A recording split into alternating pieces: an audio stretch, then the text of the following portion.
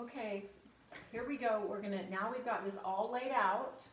So we have all of these pins all the way around it, pinned about every 2 to 3 inches. Oh, I missed one right there. Needs one right there.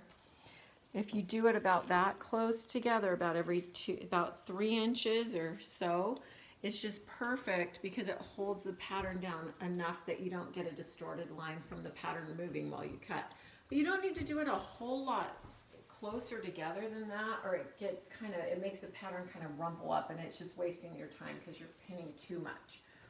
So you just need to make sure you get the corners pinned, the notches pinned, the corners pinned, and put a pin right into the corner so it holds it down, and the notches pinned, all corners and notches pinned, and then you'll be good. Now, the next thing we're going to do is we're going to actually cut out this fabric. So you need to make sure that you have both layers of fabric, that you've measured your arrow to make it parallel to the selvage edge, and then we're going to start cutting out. Now, students, if you're right-handed, you need to cut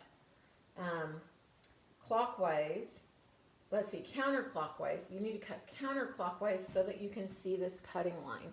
So I'm right-handed, so I'm going to start cutting right here at this corner, and I'm going to cut like this. When I get to the notch, I'm going to cut with my tip of my scissors to the edge of the notch, and then I'm going to cut back and cut back around and make that little mountain. And I want it to stick out from the edge of the pattern so that I'll be able to see it and it doesn't weaken the seam.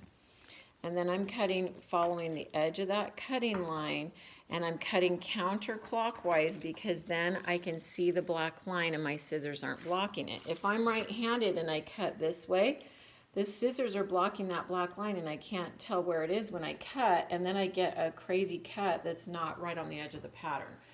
So if you're left-handed, you're going to go clockwise so that you can see the black line as you cut. If you're right-handed, you're going to go counterclockwise and lay your scissors right next to it and take nice, even, straight cuts so you get a nice straight edge like that. We don't want cuts where you go like this and then you hop your scissor over and you cut like that, or you get this like jagged line that's really hard to follow on the stitch plate. And kids do that sometimes. They go like this and then they jog over, and they go like this and they jog over, and I'm doing it really exaggerated so you can see it. But that's what happens. Now, how do you follow that on the stitch plate? And that's like a 1 on cutout. When you're getting a nice straight cut like that, that's really easy to follow on the stitch plate, and you're going to get a 4.